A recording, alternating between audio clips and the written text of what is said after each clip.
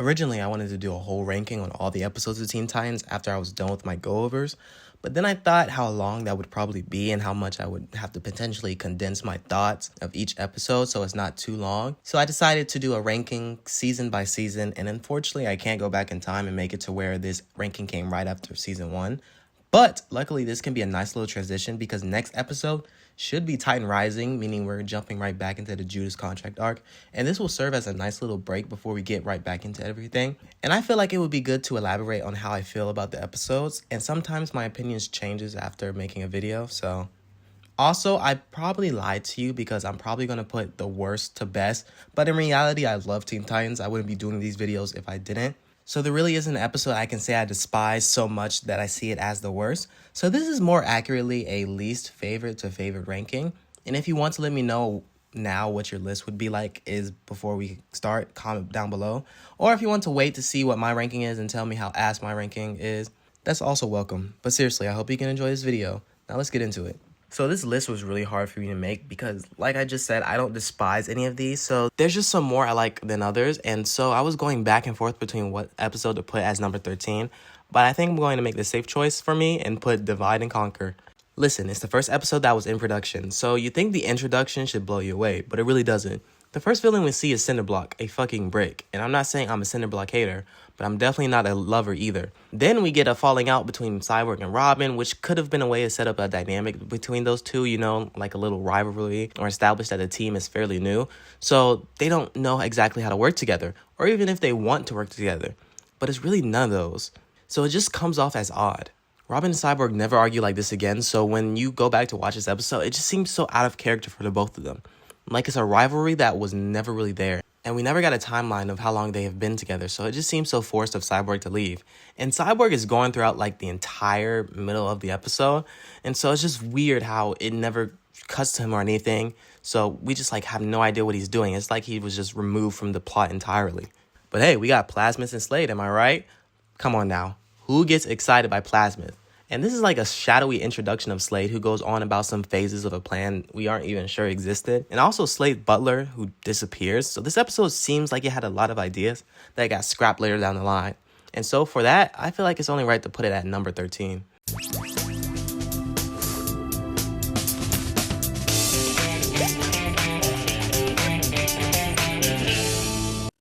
Number 12 was a much more difficult decision for me, but I gotta say, it's gonna have to be Sisters.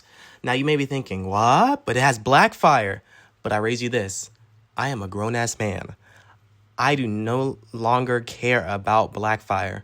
Okay, I worded that pretty badly. I'm not saying if you're grown, you shouldn't like Blackfire or anything. I'm not saying you shouldn't like Blackfire at all. But I meant, like, when I was a kid, yeah, I found her hot. But, like, now that that's gone away, So once that attraction goes away, what are we left with is a cooler Starfire. But cooler means it took away her quirks. But I like Starfire for her quirks. But hey, I like the suggestion that Blackfire kissed way more than Starfire did. It's a really subtle way to characterize her. Anyways, I feel like watered down is a better way to describe Blackfire. Yeah, sure, she is sly and manipulative, but that's all she really is. A con man without the swag. And also this episode's conflict seems like it just kind of takes away from what could have been an episode between two sisters. I feel like the ending only proves what I'm trying to say by having the fight between Blackfire and Star cut short. It's a more fun episode than Divide and Conquer, but there are still better.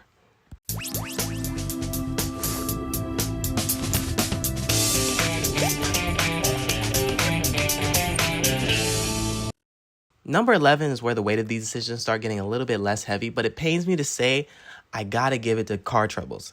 Listen, I love when we get to see the Titans doing their own things, and I love seeing Cyborg proud and accomplished. And the reason he cares about the car makes sense.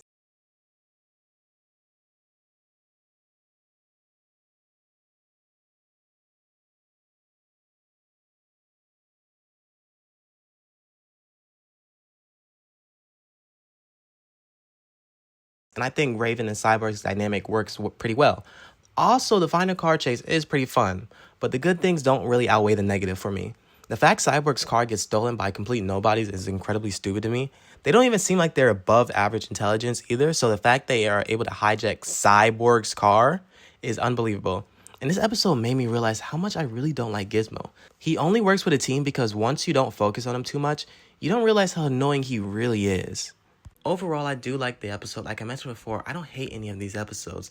I do like seeing the Teen Titans have hobbies and stuff like that and go outside and hang out and do teen stuff because they are the Teen Titans. It just came down to the conflict, or I should say how they went about the conflict, because again, I don't really enjoy any of the villains. I mean, there's Overload, but he's more of like, he's just there, really. But like, yeah. I am putting it higher than Sisters because, again, I do like seeing the Teen Titans have a hobby outside of, like, crime fighting and stuff like that. Just seeing them do normal, regular stuff is really cool. And as well, it does introduce the T-Car, one of the nicest vehicles in Teen Titans.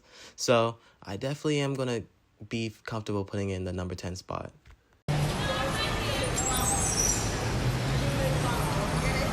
Number 10 pains me the most, but I feel like it only makes sense to say Deep Six.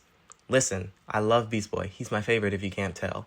But man, what does this episode really have going for it other than it showcasing BB's aquatic transformations and a cool Aqualad? Majority of this episode takes place underwater, and I'm not saying that underwater is always a boring setting, but they don't really try anything to spice things up. And Trident is probably one of the most boring villains in this season, if not the entire show, and his only saving grace is being voiced by Clancy Brown. Which actually makes you think, and take this with a grain of salt because this might be a reach. Is this like sort of kind of a SpongeBob reference? Because Clancy Brown voices an underwater creature and like Trident is an underwater creature. Because why would they...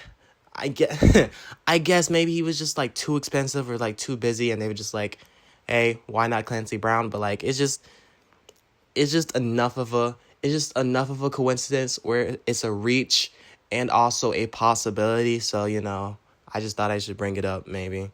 And it's a nice little nod to the comics of having multiples of him. The nod doesn't really make him better to me. I'm just saying it's nice. Also, the way to defeat him is incredibly cliche and boring.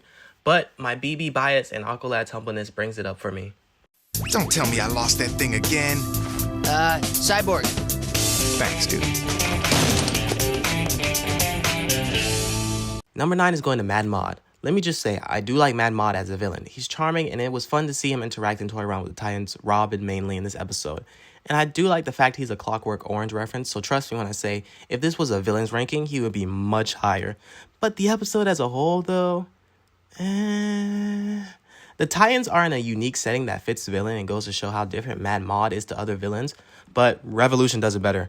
Like, of course, I like the idea of the Titans being an evil school, or as we fellow kids call it, school, but it doesn't really feel like a school later down the line. I get that it's also supposed to be this like maze-like disorienting place, but the school parts feel as if they were added last minute because it's pretty much abandoned as soon as the Teen Titans get back together. Like, come on, we could have kept Raven in that gym uniform. And also, it just doesn't do enough for me, I like when the Titans go on adventures outside of the city, but this episode really has no heart for me. I'm not saying this episode wasn't made with a passion, but more like when you really cut into it, it's just the Teen Titans go after this guy. No themes, no outstanding character moments. It's a Mad Mod episode. And again, as much as I like Mad Mod, he wasn't the type of villain to steal the show for me. And also, I really don't like the Beast Boy getting hypnotized every minute gag. It's a fun and goofy episode, and I get that there's this British style, especially with the music. And yes, the hallway chase music is a banger.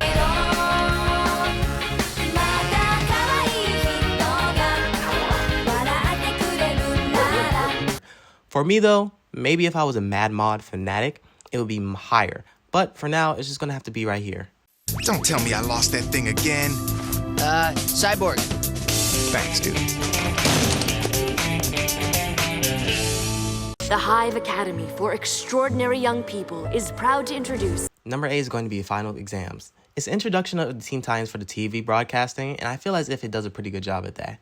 It shows how everyone works with each other and how the characters are just as characters. Also shows how important the Titans are together and why they are such a good team.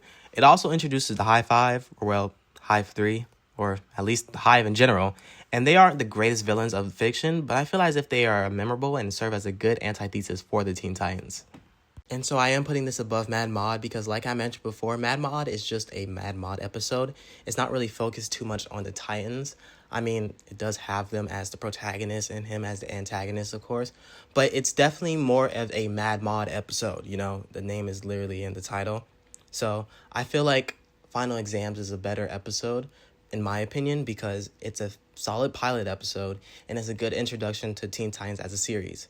And also, I do kind of prefer the High Five, or I'm not making the same joke, but I do prefer the Hive over Mad Mod. I know it's like a group versus one guy, so they kind of have the advantage. But at the same time, it's my bias, so of course.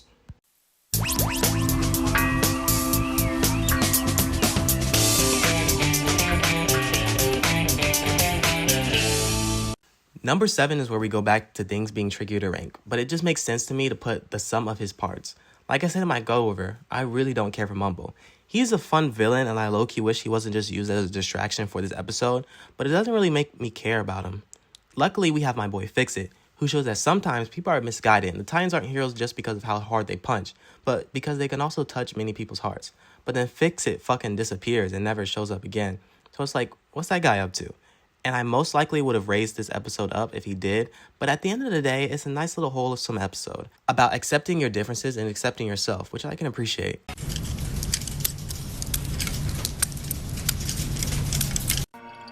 Bravo, bravo. But enough rehearsal. Time to start the show. Number 6 is Switched. Switch turns what could have been a bland body swap episode and made it into an exploration of both Starfire and Raven, not only as individuals, but as a pair.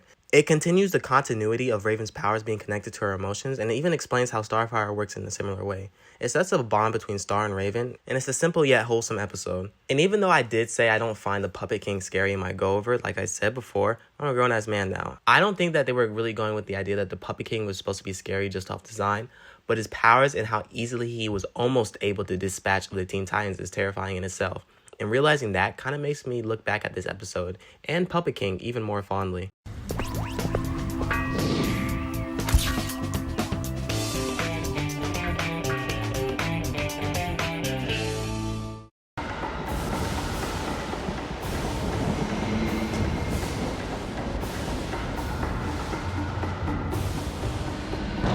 Number 5 is where I will be putting Forces of Nature. I mean, just from the beginning, it already hooks you, and I like when the Teen Titans focuses on a pair you wouldn't really expect, because I really like Beast Boy and Starfire together.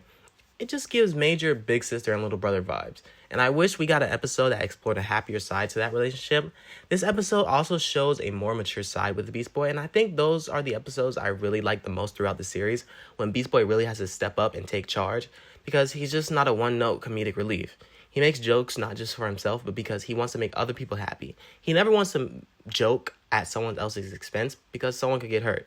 And this episode clearly lays that out. Thunder and Lightning are also pretty good in this because it shows that people can change if shown the error of their ways. And like I said before, the Titans aren't heroes because they beat the bad guy, but because sometimes they can save them. And of course, this episode has Slade really disguised while in a disguise, leaving his little breadcrumbs to lure Robin in. You know you're not allowed on the sofa.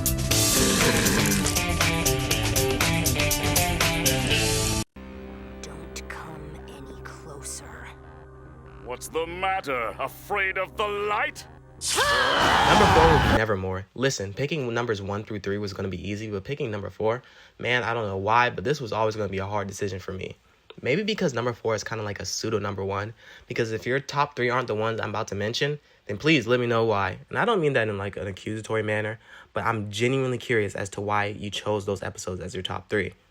Enough with the talks of 1 through 3 though. Let's look at number 4 and why I chose Nevermore. Well, from the first look, Nevermore is way more different than the other Teen Titans episodes. It's more character focused than the episodes we previously got, and technically the majority of the episode takes place inside the tower. So it's a nice little way of saying we're going to take a deeper look into the Titans, more accurately a deeper look into Raven, and deeper do we go. We learned so much about Raven and how misunderstood she is by her friends, but also she's misunderstanding her friends as well. I love when the Teen Titans has nice little moments to have the characters shine, and this entire episode feels like those moments. As well as this episode explored how Raven's powers worked, introduced White Raven and Trigon, which is a nice payoff to the later season, and also this episode kind of references Raven attacking and traumatizing Kid Flash, but instead of Kid Flash, it's Dr. Light. You don't stop! You win! I surrender!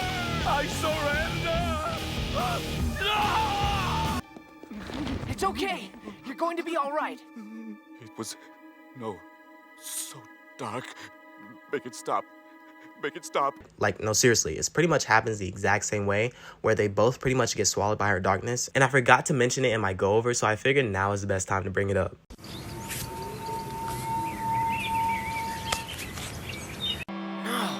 Who are you? Number 3 might be a bit of a surprise, but I'm putting Apprentice Part 1. Listen, I don't hate it, nor do I think it's bad. Of course, it's in my top 3. But I just like the other 2 way more. Sure, yeah, it has Robin going off the deep end because of his obsession with Slade, and it shows why that is his downfall, but it doesn't really have anything else to put it above the last 2. I mean, yeah, sure, it has a fake bomb, but that's a setup for Part 2. It's a good setup, but nothing else really. Again, I really do like this episode. Has anyone seen my birdarang? Anyone? Where could I have left that thing? Darn it! Hey, Titans, can I get some help here? Tell Slade if he wants this, he can come get it himself. Number 2 is Mask. Listen, it's okay if Apprentice Part 1 or Part 2 are not in your top 3, but if this isn't, what are you doing? I can forgive you if it's in your top 5, but this episode is too elite. I mean, why don't I just address the elephant in the room? This episode brought us Red X. Man, if you thought Robin was cool, Red X was ice fucking cold. He just comes out and whoops the Titans' ass single-handedly, knowing a way to counter each and every one of them. And yes, of course, I know it's Robin, but anybody who makes their introduction throwing hands and taking no L's is a certified GOAT, even if it's revealed to not actually be a villain. Staying on the topic of Red X, Robin just being Red X, not only does it show how desperate Robin was to catch Slade, and low-key how Robin has Batman tendencies because of the fact he had a counter for his own friends, but more importantly, it showed how imperfect Robin was. The leader of the Teen Titans going rogue, fooling and attacking his own teammates, all just to go after Slade. Is this spot Red X tax? Yeah, but what about it? Red X is fucking cool, and he's a cool character done right. Why would I not praise this episode for doing something right? And I get it, it's Red X tax, but who cares? But the ending, man oh man, do I have a love-hate relationship for it. Because I like the fact Robin faces repercussions, but I just wish we got to see more of the aftermath of that. Like, yeah, the team realizes he's a bit cuckoo for Slade, but directly after the episode, we get Mad Mod, which just kind of spoils it for me.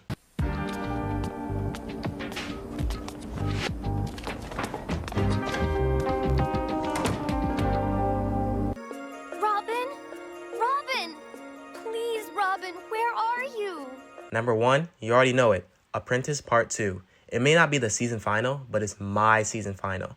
I mean, it's literally the ending to our season-long arc. So the fact it's not is low-key stupid, but this video isn't about that. Anyways, like I was talking about, this is everything coming full circle.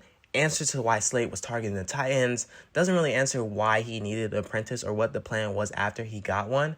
But, you know, the show never really answers at all, so it's like whatever for me. But we still get an answer to his obsession with the Titans, or more precisely, Robin. As well as we get the full sense of how sinister Slade is. I would love to call him the ultimate predator if it didn't have negative connotations, especially for him. But Slade is just a fucking monster, dude. We see Slade torturing and holding teens hostage just so that he can keep his young pupil in check. And we get probably one of the coolest fight scenes in the series at the end between Robin and Slade. All around, this episode was a fantastic end to the first story arc. Anyways, I do hope you guys enjoyed the video. I'm sorry this has come out like weeks. I guess maybe now makes it a month before my other video.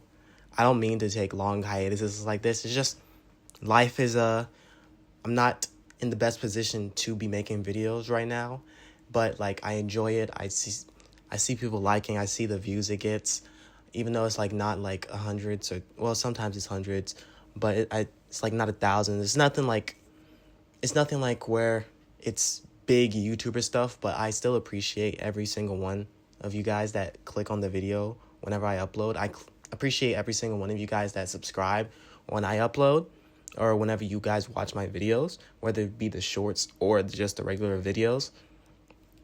And like, speaking of the videos, sorry for this, I'm probably not going to cut it out. I'm just going to make it as candid as possible. So excuse me for all the ums and the huns and the lip smacking and stuff like that. But anyways, back to the videos. I also took a long break because I really reflected on how I wanted to make my videos and how I want my videos to be from now on. And like because I know, like, as like a person that creates content, I'll never be satisfied on what I make, but like I just I'm not satisfied on the stuff I've created to the point where I can say like, yeah, like I get it. It's like a creator thing where you're never like really satisfied with your work. And like it's a good thing to like never be satisfied because you always know you can do better. But like I just really want to reflect on how I want to make my videos going forward and how I want to also write my videos, because I look back on what the stuff I wrote and I'm just like, why did I even write that? Why did I even say that? How did I make that into the final edit of the video? And so maybe someday I'll do something to where I'm correcting myself on the stuff I said, and making it more clear on what I mean, and just like doing just a better job explaining what I meant back then. But what I want to do from now on is definitely have it to where I'm doing better when I'm writing, so that way, because we're getting into my favorite arc, the Judas Contract arc of Teen Titans, the show. So I definitely want to make my writing better. I definitely want to make mainly my writing is what I'm focusing on right now for my videos. So I definitely want to make it to where it's better content for you guys to listen to and enjoy. But anyways, a long ramble aside, I genuinely appreciate if you made it this far. If you made it this far, you're freaking amazing. Hearts up to you. But if you made it this far, thank you so much for even watching this video. I would really appreciate a like, share, subscribe, because that does help the channel grow. And if the channel grows, that means I'll actually be able to focus on making the videos itself better and not just the writing, because like I'll be able to have time to focus on this. So if you can, subscribe, share, like, comment if you want to criticize me too. I definitely appreciate that as well. But again, I hope you guys enjoyed. Hope you guys have a nice day, nice night, a nice week, and a nice life. Peace, peace.